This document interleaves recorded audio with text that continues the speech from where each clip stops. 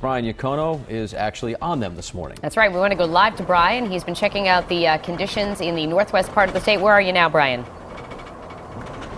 Well, good morning. I'm right on the Johnston-Scituate line. State Police just behind me, in fact. And you can see that light coating on the roadway. I'm on Route 6 East right now that Michelle's been talking about.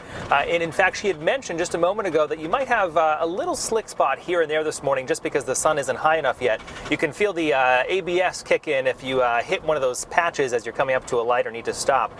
I do want to let you know we've had a few parking bans come in at this point, even though the snow is very light right now. Smithfield, Hopkinton, West Greenwich all have parking bans at this point. And I've been tracking the snow as it first arrived about an hour ago now at the Connecticut line in Foster. And a little break in the flakes right now. They were a little heavier a short time ago, but we know this is only the beginning of something that'll last through the commute. We saw crews loading up their salt early this morning, preparing for this, and saw certainly salt put down throughout Providence and downtown and a number of intersections on Danielson Pike. So a lot to track this morning as the conditions change, and they will be changing a lot. But certainly exactly what Michelle's been talking about, a fine coating of snow already coming down and covering at least parts of the roadway and certainly your yards and the car in your driveway. With the Mobile Newsroom, Brian Yacono, Eyewitness News. And we do have some new video in this half hour from Route 4 near the Warwick East Greenwich line where the flakes have been flying in that part of the state. Moving now to Northwest Rhode Island. Let's go live to Eyewitness News reporter Rosie Woods for a look at the conditions this morning in North Smithfield.